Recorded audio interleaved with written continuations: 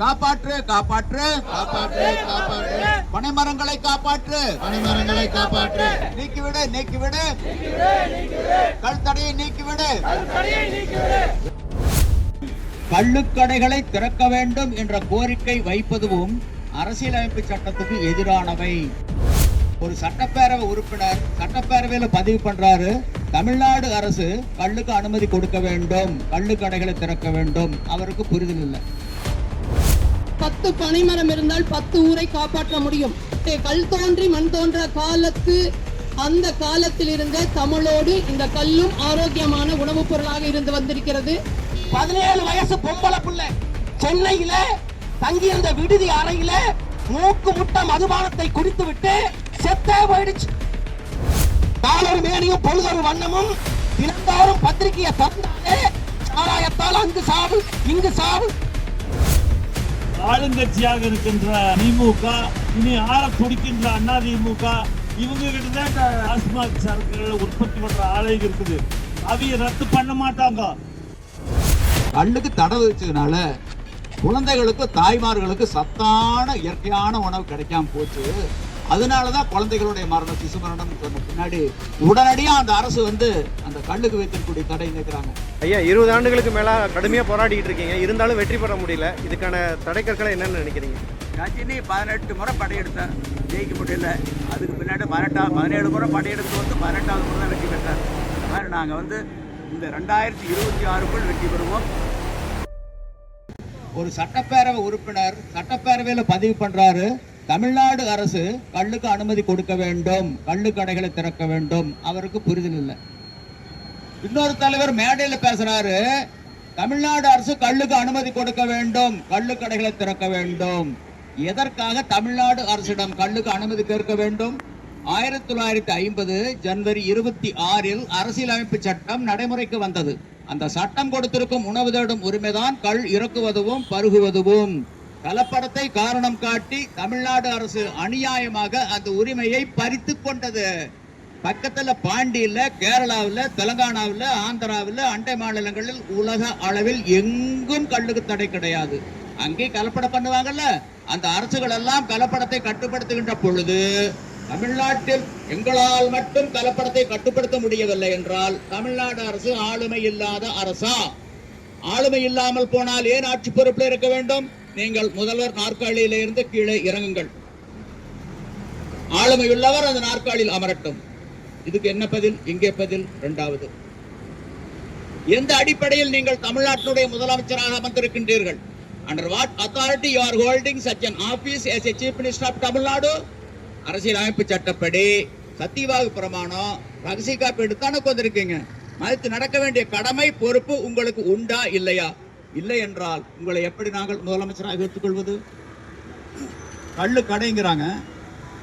ஒரு மரத்துக்கல்ல 48 நாட்கள் ஒரு மண்டலம் தொடர்ந்து பருகி வந்தால் பல நோய்கள் குணமாகும். இது மருத்துவம். கள்ளுக்கு 7ஆம் கடை என்று இருந்தால் ஒரு மரத்துக்கல்லு கிடைக்குமா? வாய்ப்பே இல்லை. பல மரத்துக்கல்லு தான் கிடைக்கும். அதுவும் அது கலப்பட கல்லா தான் இருக்கும். அப்படி ஒரு நிலை வருகின்ற பொழுது அரசியலமைப்பு சட்டம் 47வது பிரிவில் சொல்லப்பட்டிருக்கும், except for medicinal purposes of intoxicating drinks and of drugs which are injurious to health. இந்த வரி பொருளற்று போய்விடுகின்றன. ஆகவே கள்ளுக்கு தடையும் கூடாது, கடையும் கூடாது, உணவாக அறிவித்து விட வேண்டும். இல்ல, நான் சொல்றதுல தவறு. 8 கோடி மக்கள் யார் வந்தாலும் நான் 10 கோடி தரேன். அப்புறம் எதுக்கு 8 கோடி மக்கள் தமிழ்நாட்டில் உயிரோடு இருக்கணும்? எதுக்கு 8 கோடி மக்கள் தமிழ்நாட்டில் உயிரோடு இருக்கணும்? உலகத்தில் எங்கேயும் தடை கிடையாது. கலைஞர் வாழும் வள்ளுவருங்கிறோம். வள்ளுவர் என்ன சொன்னாரு? எவ்வது உறைவது உலகம், உலகத்தோடு அவ்வது உறைவது அறிவு. உலகத்தோட ஒட்ட ஒழுகல் பலகற்றும் கல்லார் அறிவிலதார். உலகத்தார் உண்டென்பது இல்லென்பான் வையத்து அழகையா வைக்கப்படும். ஒட்டுமொத்த உலக கள்ள உணவுன்னு சொல்லுது.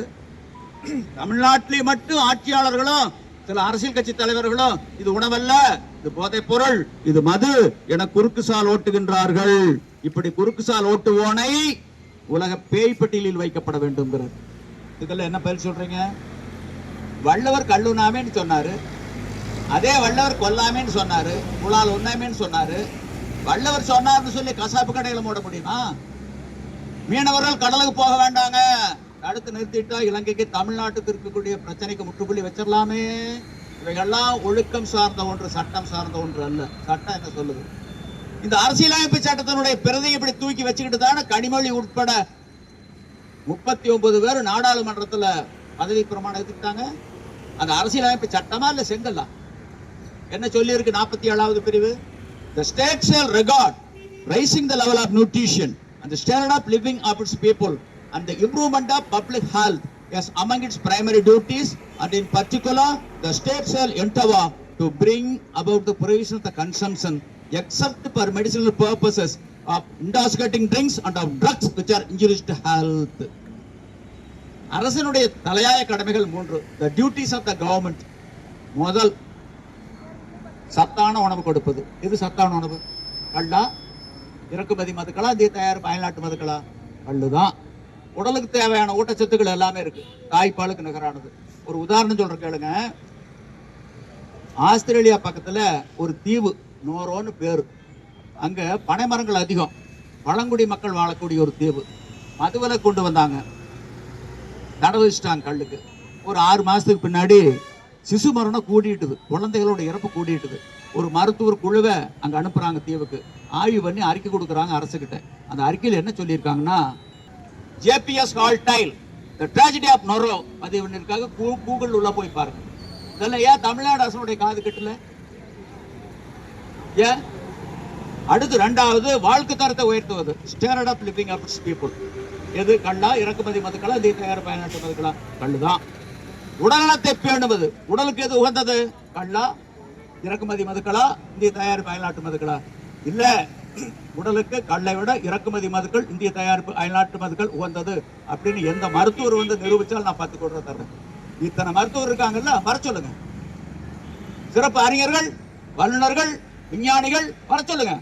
IAS அதிகாரிகள், IPS அதிகாரிகள், சட்ட வல்லுநர்கள் வர சொல்லுங்க. தைரியம் இருக்கா? இதற்காக மதுவிலக்கு கொண்டு வருகின்ற பொழுது மருந்துகளுக்கு விலக்களித்து விட்டு, கல் ஒரு அருமருந்து. சித்த வைத்தியத்துல முக்கியமான மூலப்பொருள் கல். இயற்கை விவசாயத்துல பஞ்சகாவியா, அமிர்த கன்சல் தயாரிப்புக்கு முக்கியமான மூலப்பொருள் கல். கேடறியா கெட்ட விடத்தும் வளங்குன்றா நாடென்பன் நாட்டின் தலை. இது வள்ளுவன் சொல்லியிருக்கார். ஒரு நாடு இயற்கை சூழலாலோ பகைவர்களாலோ அழிவுற்ற போது கூட அந்த வளத்தை புதுப்பித்துக் கொள்ளும். அப்படிப்பட்ட நாடுதான் சிறந்த நாடு. அதுல குறிப்பா பார்க்க போனீங்கன்னா 10 பனைமரம் இருந்தால் 10 ஊரை காப்பாற்ற முடியும். இதுதான். அப்படிப்பட்ட அந்த பணங்கள், கல் நம்மளுடைய ஆரோக்கியமான உணவு. பழங்காலம் தொட்டு கல் தோன்றி மண் தோன்ற காலத்து அந்த காலத்தில் இருந்த தமிழோடு இந்த கல்லும் ஆரோக்கியமான உணவுப் பொருளாக இருந்து வந்திருக்கிறது. இதை சங்க இலக்கியங்கள் பதிவு செய்திருக்கின்றன. காவிரி பூம்பட்டினத்திலே பரதவர்கள் பனங்கல்லை உண்டார்கள் என்ற செய்தியை பட்டினப்பாலை குறிப்பிடுகிறது. அதே போல வைகையாற்றிலே நீராடிய மகளிர் கல்லை உண்டார்கள் என்ற செய்தியை பரிபாடல் குறிப்பிடுகிறது. அன்றைக்கு குளிரிலே போருக்கு செல்கின்ற ஆணை தலைவர்கள் குளிரால் பாதிக்கப்படும் பொழுது கல்லை உண்ணும் பொழுது அவர்களுக்கு வலிமையும் ஆற்றலும் கிடைத்து இந்த நாட்டை காப்பாற்ற முடிந்தது என்று புறநானூற்று பாடல் பதிவு செய்கிறது. இப்படிப்பட்ட நம்முடைய வாழ்வியலினுடைய ஒரு கூறான ஆரோக்கியமான உணவாக இருந்திருக்கக்கூடிய கல்லை இன்றைக்கு இறக்குவதற்கு தடை விதிக்க நீங்க யார்? எங்களுடைய வாக்கை வைத்து நீங்கள் இந்த அடிப்படை இந்த உலகத்திற்கே சோறு போடுகின்ற விவசாயினுடைய வாழ்வாதாரத்திலே நீங்கள் குறுக்கிடுகின்றார் என்றால் நீங்க யார்? நீங்க உண்மையிலுமே இந்த மண்ணுக்காக மக்களுக்காக ஆட்சி செய்ய வந்தவர்களா என்று திமுக அரசிடம் நாங்கள் இந்த கேள்வியை வைக்கிறோம். தாய் போல் தமிழ்நாட்டை காக்க வேண்டியவனை நாய் போல தெருவில வீழ்த்துவதற்கு காரணமாக இருந்தது நீங்கள் கொண்டு வந்த சாராய கடையா இல்லையா? சொல்லுங்க. கண் விழிக்கும் முன்னால கடலுக்கு செல்கின்ற மீனவனை பற்றியும் கவலை இல்லை. இங்க மம்முட்டி எடுத்துட்டு காட்டுக்குள்ள களை வெட்டிட்டு இருக்கிற விவசாயிகளை பத்தியும் கவலை இல்லை. ஆனா உங்களுக்கு சாராய கடைகள் மூலமாக வருமானம் வரணும். எங்களுடைய அறிவார்ந்த இந்த தமிழருடைய இனம் என்ன பண்ணணும்? மழுங்கடிக்கப்படணும். இதுதானே உங்களுடைய வேலையா இருக்கும். அறிவால் மிக்க இந்த சமூகத்தை பாழாக்கி கொண்டிருக்கின்ற இந்த சாராய கடைகள் மூடப்படணும். உண்மையிலுமே பூமி தன்னைத்தானே சுற்றி கொண்டு சூரியனையும் சுற்றி வருவதை கூட சுருக்கெழுத்தில் கணித்தவன் நம்முடைய முன்னோர்கள். அப்படிப்பட்ட அந்த முன்னோர்களினுடைய வாழ்வாதாரமாக இருந்தது கல், ஆரோக்கியமான உணவு. மிகச்சிறந்த ஒரு அறிவாளியாக இந்த மண்ணில் அடுத்த தலைமுறைகள் வாழ்வதற்காக ஒரு ஆரோக்கியமான வாழ்வாதாரத்தை இந்த விவசாயத்தை பெருக்கியவன், அதாவது மலைகளை காடுகளை வெட்டி விவசாய நிலங்களாக மாற்றி வருகின்ற தலைமுறை நன்றாக இந்த மண்ணில் வாழ வேண்டும் என்று நின்றவன் எங்களுடைய விவசாயிகள். அப்படிப்பட்ட எங்கள் போன்ற விவசாயிகளுக்கு நீங்கள் கல்லை இறக்கக்கூடாது என்று சாராய கடைகளை திறந்து வைத்திருக்கிறீர்கள் என்றால் உங்களுடைய நோக்கம் என்ன? குழந்தை இறந்து பிறந்தால் கூட வாளால் கீறி புதைக்கின்ற மரக்குடி மரபிலே வந்த தமிழர்களை அந்த ஆரோக்கியமான வாழ்விற்கு அடிப்படையாக இருக்கின்ற கல்லை நீங்கள் இறக்குவதற்கு ஏன் தடை விதிக்கிறீங்க? இன்னைக்கும் சொல்ல போனா நான் கோபிச்செட்டிப்பாளையம், நான் ஒரு அடிப்படை விவசாயி தான். அந்த விவசாயில இங்க எங்களுடைய சித்தப்பா தான் சின்னசாமி அண்ணா, நீ வழக்க போடுறியா தடை பண்றியா எது வேணா பண்ணுன்னு கல் இறக்கிட்டு இருக்கார். அப்படிப்பட்ட நிலை மொத்தத்துக்கு தமிழகத்தில் வருவதற்கு இன்றைக்கு விவசாயிகள் சங்கம் தான் இந்த ஆர்ப்பாட்டத்தை முன்னெடுத்திருக்காங்க. நாம் தமிழர் கட்சி என்றைக்குமே அண்ணன் சீமான் அவர்கள் விவசாயத்திற்காக வாழ்வாதாரத்திற்காக, ஏன்னா சோறு போடுற விவசாயி தான் சொல்வாரு, எத்தனை ஜி வந்தாலும் கஞ்சி விவசாயி தான் ஊத்தணும். அப்படிப்பட்ட அந்த இந்த உயிர்களை காக்கக்கூடிய இந்த விவசாயிகள் வாழணும், இந்த மண்ணில் நிம்மதியாக அவர்கள் வாழ்ந்தால்தான் அத்தனை அறிவியல் வளர்ச்சிகளும் ஆக்கப்பூர்வமாக வந்து நாடு முன்னேற்றம் அடையும். அந்த வகையிலே எனக்கு இந்த வாய்ப்பை கொடுத்தீங்க. நான் உறுதியாக இந்த களத்திலே நிற்போம். அண்ணன் செந்தமிழன் சீமான் அவர்கள் 2016 செயல்பாட்டு வரைவிலேயே சொல்லிவிட்டார். நாம் தமிழர் கட்சியின் சார்பாக கோரிக்கைகளை முன்னிறுத்தி நாங்கள் இன்றல்ல நேற்றல்ல 2016ஆம் ஆண்டு தேர்தல் செயல்பாட்டு வரைவு என்று எங்கள் தாய்ப்புலி அண்ணன் சீமான் அறிவித்தார். அதில் தெளிவாக எங்களுடைய மதுபான கொள்கையை நாங்கள் வரையறுத்திருக்கிறோம். சுருக்கமாக சொல்ல வேண்டும் என்று சொன்னால், பெற்றோர்களே பெரியோர்களே, ஒவ்வொரு மொழிவழி தேசிய இனத்திலும் ஒவ்வொரு நாட்டிற்கும் ஒவ்வொரு மதுபான கொள்கை உண்டு. ஒவ்வொரு நாட்டில் ஒரு மதுபான கொள்கையை பின்பற்றுவார்கள். ரஷ்யாவிற்கு சென்றீர்கள் என்று சொன்னால் அங்கே வோட்கா, சில நாடுகளிலே ரம், சில நாடுகளிலே ஜின், சில நாடுகளிலே பீர், பிராந்தி, விஸ்கி என்று ஒவ்வொரு நாட்டுக்கும் ஒரு மதுபான கொள்கை உண்டு. அதுபோல தமிழர்களின் மரமாக இருக்கக்கூடிய, தமிழர்களின் தேசிய அடையாளமாக இருக்கக்கூடிய பனைமர கள்ளையும் தென்னமர கள்ளையும் நாம் தமிழர் கட்சி ஆட்சி அதிகாரத்திற்கு வருகின்ற போது தமிழர்களின் தேசிய மதுபானமாக நாங்கள் அறிவிப்போம் என்று 2016 பதிவு செய்தோம். அதைத்தான் இன்றும் சொல்கிறோம். பெற்றோர்களுக்கு புரியும்படி ரொம்ப எளிமையா சொல்லணும்னு சொன்னா, நீங்க யோசிச்சு பாருங்க, எல்லா நாடுகளிலும் சாராயம் குடிக்கிறான்னு கேட்டா ஆமா குடிக்கிறான், ஆனா அவனெல்லாம் நல்லா இருக்கான், 50 வயசுலயும் பிள்ளை பத்துறான். ஆனா நம்ம ஊர்ல 30 வயசுலயே அந்த சாராயத்தை குடிச்சிட்டு ஒத்த பிள்ளை பக்கிறதுக்கே முக்குறான் முணங்குறான். ஏன்னு கேட்டா இங்க மதுபானம் கூட தரமானதாக இல்லை, எல்லாவற்றிலும் கலப்படம். அதுபோல மதுபானத்திலும் கலப்படம். தரமான மதுபானத்தை தர வக்கற்ற அரசுகள் தான் இங்க ஆட்சி நடத்துது. இன்னும் சுருக்கமா சொல்லணும்னா, ஒரு மனிதனின் அடிப்படை தேவை கல்வி, அந்த கல்வி தனியார் வசம் இருக்கிறது. ஒரு மனிதனின் அடிப்படை தேவை மருத்துவம், அந்த மருத்துவம் தனியார் வசம் இருக்கிறது. கல்லை தடையை நீக்கினால் ஐயா சொல்வதை போல கடையும் வேண்டாம் தடையும் வேண்டாம். அப்படி எடுத்துக்கொண்டோம் என்று சொன்னால் 1 லிட்டர் கல்லு ஒரு 20 ரூபாய் வைக்கலாமாங்க ஐயா? 1 லிட்டர் கல்லு 20 ரூபாய் வச்சா கூட ஒரு மனிதன் என்னதான் முக்கி குடிச்சாலும் 3 லிட்டர், அதுக்கு மேல எவனாலையும் குடிக்க முடியாது. அப்ப 3 லிட்டர் கல்லு 60 ரூபாய். ஒத்த ரூபாய்க்கு ஒரு ஊறுகாய் வாங்கி நக்கிட்டு மீதி 340 ரூபாயை கொண்டு போய் பொண்டாட்டி கையில அழகா கொடுப்பான். அது மட்டும் தானான்னு கேட்டா இல்ல, மாறாக ஒத்த மரத்து கல்லு ஒரு மண்டலம் 48 நாள் ஒரு மனிதன் குடிச்சான்னு சொன்னா எப்பேற்பட்ட தீராத வியாதியும் தீரும் என்று நாங்கள் சொல்லவில்லை, மருத்துவ ஆராய்ச்சி சொல்கிறது. அந்த வகையில் சிறு பிள்ளைகளை எல்லாம் கெடுத்துக் கொண்டிருக்கின்ற, குடி நோயாளிகளாக மாற்றிக் கொண்டிருக்கின்ற இந்த மதுபான தடையை கட்டாயம் நாங்கள் இந்த இடத்தில் உறுதி கூறி விளைவர விரும்புகிறோம். 26ல இன்னும் ஓராண்டு காலம் தான். இவர்கள் நீக்குவாங்கன்னு கேட்டா நீக்க மாட்டாங்க. அது திமுகவோ அதிமுகவோ எவர் வந்தாலும் சாராய கடையை பூட்ட மாட்டாங்க. ஏன்னா காட்சி விற்கிறதே இவங்க தானே, சாராய கடை காட்சி விற்கிறதே இவங்க தானே. அதனால இவர்கள் இந்த கல்லுக்கான உரிமையை நாம் பெற வேண்டும் என்று சொன்னால் இன்னும் சுருக்கமா சொல்லி முடிக்கிறேன். எப்படி நடத்த முடியுமான்னு கேட்டா முடியும். எப்படி? இன்னைக்கு எங்க வீட்டுல எங்க பெரியாத்தா சின்னாத்தாலாம் ஒத்த மாடு வச்சுக்கிட்டு 2 மாடு வச்சுக்கிட்டு ஒரு புல்லு புடுங்கி போட்டு காலையில 2 லிட்டரு சாயந்தரம் 2 லிட்டரு பாலை கறந்து பக்கத்துல கொண்டு போய் சொசைட்டில ஊத்தி அது ஆவினுக்கு போகுது. ஆவின்ல இருந்து பால் தமிழ்நாடு முழுக்க விநியோகம் செய்யப்படுது. மிச்சமான பால் மதிப்பு கூட்டப்பட்டு மோராக, தயிராக, வெண்ணையாக, நெய்யாக, பால்கோவாக, பால் பவுடராக வெளிநாடுகளுக்கு ஏற்றுமதி செய்யப்படுது இல்லையா? அதுபோல நாங்கள் நாம் கட்சியின் சார்பாக பதிவு செய்கிறோம். அண்ணன் சீமானின் தலைமையில் அரசு அமைகின்ற போது கள்ளுக்கு ஒரு சொசைட்டியை கட்டாயம் நாங்கள் ஆரம்பிப்போம். ஏதோ எனக்கு தெரிஞ்ச சில விஷயங்களை உங்களோட பகிர்ந்து கொள்ள இருக்கிறேன். அதாவது டாஸ்மாக் கடையை திறக்க வேண்டாம்னு சொன்னா நாங்க போராட்டம் பண்ண எங்க ஊர்ல அவனாசியில போராட்டம் பண்ண போற பார்த்தா ஓரமா உட்காந்துருக்கிறவங்க கொண்டு போய் ஆசாரத்தில் உட்கார வச்சோம்னார கடவையில் கொண்டாந்து உட்கார வச்சிட்டாங்க. என்னடா கணக்குன்னு கேட்டா எங்க பேர்ல கேஸ் காவல்துறை தான் போட்டிருக்குது. நாங்க கோர்ட்டுக்கு நடக்கிறோம். ஆனா கோர்ட்டுக்கு நடக்க வேண்டியும் உள்ள இருக்க வேண்டியும் வெளியே இருக்கிற ரெண்டையும் போட்டு ஜம்முன்னு இருக்கிற அவனுக்கு வயிறு வருது, வாய் வருது, எல்லாமே வருது, பணம் வருது. என்ன அந்த ஆளுங்கட்சியாக இருக்கின்ற திமுக, இனி ஆள துடிக்கின்ற அண்ணா திமுக, இவங்க கிட்டதான் டாஸ்மாக் சரக்குகளை உற்பத்தி பண்ற ஆலைகள் இருக்குது. அவங்க ரத்து பண்ண மாட்டாங்க. நாம போராடித்தான் பெற்றாகணும். அதே மாதிரி பாலுக்கு 30 ரூபாய் கொடுக்கறது பெருசுன்னு நினைக்கிறீங்களே சாமி. எல்லாரும் பால் பாட்டில் குடிக்கிறீங்க. பால் தண்ணி 30 ரூபாய்க்கு குடிக்கிறீங்க. ஆனா பால் 25 ரூபாய்க்கு தான் ஊத்துறாங்க. பாலுக்கு தவிடு, புண்ணாக்கு, பருத்தி கொட்டை, உளுந்து கொட்டை, மக்காச்சோள மாவு, பச்சைத்தட்டு, வரத்தட்டு இதெல்லாம் என்ன வேலை ஏறி இருக்குன்னு உங்களுக்கு தெரியும். ஆனால் இத்தனையும் போட்டு எங்களுக்கு நட்டத்துக்கே நாங்க தொழில் செய்யறோம்னு சொன்னா அது விவசாயம் மட்டும்தான். விவசாயி செய்யற ஒவ்வொரு போராட்டமுமே அது மக்களுக்கான போராட்டமா இருக்குதுங்கிறது இந்த நேரத்துல ஆணித்தரமாக நான் தெரிவித்துக் கொள்கிறேன். அதே மாதிரி 23 கோடின்னு சொன்னாரு அண்ணன்.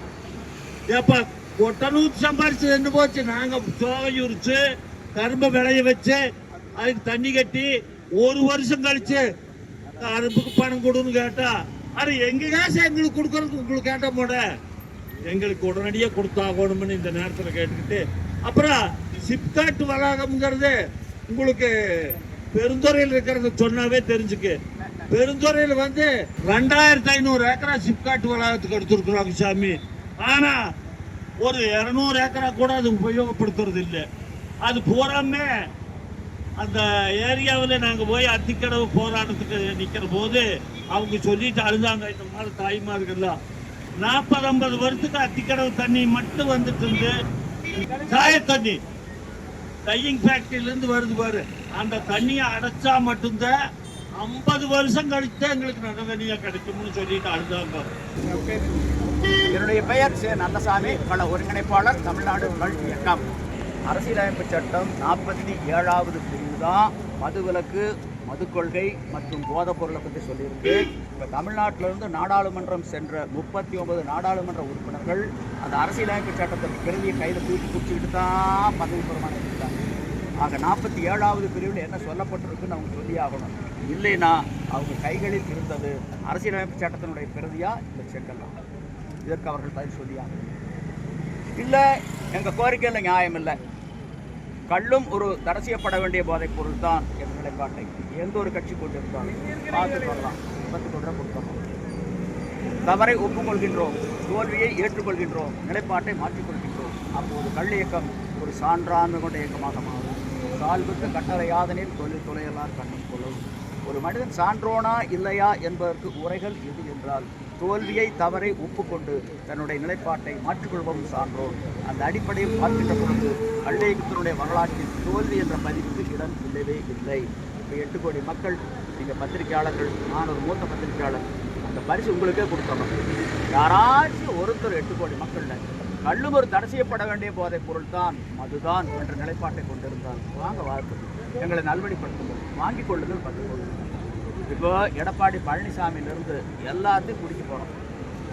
உங்களுடைய நிலைப்பாட்டை சொல்லுங்கள். கள் உணவு என்றால் வரவேற்கின்றோம், போதைப் பொருள் தான், மதுதான் என்று முரண்பட்டு நின்றால் வாருங்கள் வாதத்திற்கு, வாங்கிக் கொள்ளுங்கள் 10 கோடி ரூபாயை. அப்படி நீங்கள் 10 கோடி ரூபாய் பரிசை பெறுகின்ற பொழுது தமிழ்நாட்டு மக்களின் இதயங்களில் நீங்கள் இடம் பிடிப்பீர்கள். அது வாக்காக மாறும். வரக்கூடிய 2026 மீண்டும் நீங்கள் ஆட்சியை பிடிக்க முடியும். இந்த அரிய வாய்ப்பு உங்களுக்கு இருக்கு. வாங்க, இடதுசாரி, வலதுசாரி, தேசிய கட்சி, மாநில கட்சி யாரையுமே விட போறதில்லை. இன்னும் பல கட்சி தலைவர்கள் என்ன பேசுறாங்க? கள்ளுக்கு அனுமதி வேண்டும், கள்ளுக்கடைகளை திறக்க வேண்டும். இது அவர்கள் கொண்டிருக்கும் புரிதலின்மையினுடைய வெளிப்பாடு. எதற்காக அனுமதி திறக்க வேண்டும்? 1950 ஜனவரி 26 அரசியலமைப்பு சட்டம் நடைமுறைக்கு வந்தது. அந்த சட்டம் கொடுத்திருக்கும் உணவு தேடும் உரிமை தான் கள் இறக்குவதும் பருகுவதும். இன்னைக்கு தமிழ்நாடு அரசுகிட்ட அனுமதி கேட்பது என்பது எப்படி இருக்கின்றது என்றால், திருமணம் செய்து வாழ்ந்து கொண்டிருக்கக்கூடிய ஒரு தம்பதியை 60 ஆண்டு கடந்த பின்பு திருக்கடையூர் அழைத்து சென்று திருமணம் செய்து வைத்ததை போல இருக்கின்றது. இவர்கள் கள்ளுக்கு அனுமதி கொடுக்க வேண்டும் என்று கேட்பது. கள்ளுக்கு அனுமதி வேண்டாம் கொடுப்பதற்கு யார்? அரசியலமைப்பு சட்டம் கொடுத்திருக்கு. அந்த அரசியலமைப்பு சட்டப்படி தான் நீங்க முதலமைச்சராக வந்திருக்கீங்க. Under what authority you are holding such an office as a chief minister of Tamil Nadu? அந்த அரசியலமைப்பு சட்டத்தை மதித்து நடக்க வேண்டிய கடமை பொறுப்பு உங்களுக்கு இருக்கா இல்லையா? நாங்கள் தமிழ்நாடு மதுவிலக்கு சட்டப்படி கல் இறக்கல. தமிழ்நாடு மதுவிலக்கு சட்டப்படி அதை ஏற்றுக்கவே மாட்டோம். அரசியலமைப்பு சட்டப்படி கல் இறக்கிறோம். காவல்துறை தமிழ்நாடு மதுவிலக்கு சட்டப்படி எங்கள் மீது நடவடிக்கை எடுத்துக்கொண்டிருக்கின்றது. கேட்கக்கூடிய ஒரு கேள்வி, அரசியலமைப்பு சட்டத்துக்கு கட்டுப்பட்டது மதுவிலக்கு சட்டமா இல்லை மதுவிலக்கு சட்டத்துக்கு உட்பட்டது அரசியலமைப்பு சட்டமா? இதற்கு பதில் சொல்லியே ஆக வேண்டும். அடுத்து, கள் இறக்குவோர் குற்றவாளியா? கள் இறக்குவோர் மீது நடவடிக்கை எடுக்கும் காவல்துறையும் அரசும் குற்றவாளியா? அரசும் காவல்துறையும் தான் குற்றவாளி, கள் இறக்குவோர் அல்ல. The government of Tamil Nadu and the police people are the accused persons, not the total. இதை புரிந்து கொள்ள வேண்டும். 8 கோடி மக்களும் இதை புரிந்து கொள்ள வேண்டும். என்றைக்கு சுதந்திரத்தினுடைய விலை மக்களுடைய விழிப்புணர்வு என்று சொன்னார்களோ, அந்த விழிப்புணர்வு இல்லாமல் போனால் இப்படித்தான் இருக்கும். 8 கோடி மக்களாகிய நாங்கள் செம்மறியாடுகளாக இருக்கின்ற வரை ஆட்சியாளர்கள் ஓநாய்களாகத்தான் இருப்பார்கள் என்பதற்கு இந்த கள் தடை என்ற ஒரு சான்று. நாங்கள் எல்லா கட்சியும் கேட்குறோம். சில கட்சிகள் எங்களை ஆதரிக்கிறாங்க. அவங்களுக்கு ஒரு வேண்டுகோள், அரசியலமைப்பு சட்டப்படி கல் இறக்கிறோம், தமிழ்நாடு மதுவிலக்கு சட்டப்படி நடவடிக்கை எடுக்கிறாங்க. ஆக நாங்கள் கேட்டு இந்த கேள்வி அவங்க கேட்கணும். எந்த அடிப்படையில் நீங்கள் முதலமைச்சராக அமர்ந்திருக்கின்றீர்கள்? கீழே இறங்குங்க, இதை கேட்கணும். நாங்கள் ஆட்சிக்கு வந்தால் கல்லுக்கு அனுமதி கொடுப்போம்ங்கிறதெல்லாம் புரிதலின்மையினுடைய வெளிப்பாடு. அதை ஏற்றுக்கொள்ள மாட்டோம். இடதுசாரி வலதுசாரி எல்லாம் போய் பார்க்கணும். எனக்கு நான் இருதய நோயாளி தான், இருந்தாலும் எனக்கு அதை பற்றி கவலை இல்லை. எல்லா கட்சி தலைவர்களையும் போய் பார்க்குறோம். உங்களுடைய நிலைப்பாட்டை சொல்லுங்கள். ஒன்று, உடன்பாடுனா வரவேற்கிறோம், முரண்பாடுனா வாங்க வார்த்தைக்கு வாங்கிக்கு 10 கோடி. உங்களுடைய செல்வாக்கு தமிழ்நாட்டு மக்கள் மத்தியில் உயரும். இதை செய்யுங்க. இரண்டுக்கும் தயாராக இல்லை என்றால் எதற்கு கட்சி, எதற்கு தலைவர் பதவி? ரெண்டை விட்டுறோம். இதுக்கு என்ன பதவி? ஆக மக்கள் மத்தியில் நாங்கள் போக போகிறோம், நியாயம் கேட்குறோம். அன்னைக்கு மதுரை வீதியில் கண்ணன் தனியாக தான் போய் நியாயம் கேட்பான். அவள் எங்கிருந்தோ வந்தவள். அவள் சோழ நாட்டுக்காரி, பாண்டிய நாட்டுக்கு வந்தாள். அந்த இடத்தில் அநியாயம். ஊரை திரட்டி கொண்டு நியாயம் கேட்பது. வாயிலோயே வாயிலோயே அறிவுகர போகிய பொறையர் நெஞ்சத்து இறைமறை பிழைத்தோன் வாயிலோயே இணையறிச்சலம் கொன்று ஏந்திய கைகள் கணவனை இழந்தால் கடையகத்தாள் என்று அறிவிப்பாயே அறிவிப்பாயே. கேட்டாலே ஒரு பெண். பட்டாங்கு யானுமோர் வத்தினியே ஆமாகில் ஒட்டேன் அரசோடு ஒழிப்பேன் மதுரையான். மதுரை தீக்கு இறையாக்குனால கண்ணன் தெரிய போனேன். அதே மதுரையில் நக்கீர நியாயம் கேட்டு போனேன். நீ ஆண்டவனாக இருக்கலாம், நான் உன்னை வழிபடக்கூடிய நபராக இருக்கலாம். நீ என்னை எரித்தாலும் அழித்தாலும் ஒழித்தாலும் சிதைத்தாலும் நெற்றிக்கண்ணுக்கிறது காட்டினாலும் நீ செய்தது குற்றம் குற்றம் என்ன? அவள் ஊரை தட்டிக்கு போகல. அந்த மாதிரி எங்கள்கிட்ட நியாயம் நாகமாக ஒலித்தக்கால் என்னாம் உபரி எலிப்பகை நாகம் உயிர் பக்கெடும். ஆயிரக்கணக்கான எலிகள் ஒன்றிணைந்து வந்தாலும் நாக தலை தூக்குனா காத்துப்பட்டா மடிந்து போய் வெளியிடலாம். அந்த மாதிரி எங்கள்கிட்ட நியாயம் இருக்கு. ஐயா, 20 ஆண்டுகளுக்கு மேலே கடுமையாக போராடிக்கிட்டு இருக்கீங்க, இருந்தாலும் வெற்றி பெற முடியல. இதுக்கான தடைக்கற்களை என்னென்னு நினைக்கிறீங்க? கஜினி 18 முறை படையெடுத்தேன், ஜெயிக்க முடியல. அதுக்கு பின்னாடி 17 முறை படையெடுத்து வந்து 18வது முறை தான் வெற்றி பெற்றார். அந்த மாதிரி நாங்கள் இந்த 2026க்குள் வெற்றி பெறுவோம். காலம் கணிந்திருக்கின்றது. ஆக எங்களை பொறுத்தளவில் கொக்கக்க கூம்பும் கருவத்து மற்றதன் குத்தக்க சீர்த்த விடத்து. 20 ஆண்டுகள் ஓடையில் தண்ணி ஓடிக்கிட்டு இருந்தா ஒரு கொக்கு ஓட ஓரத்தில் ஒத்த காலில் நிற்கும், ஆடாத அசையாமல். இப்போ இது வரல மீன் வரல. இப்போ மீன் முன்னாடி வாழை ஆட்டிக்கிட்டு நிற்கிது. கொத்த வேண்டிய தருணம். கொத்திடுவோம்.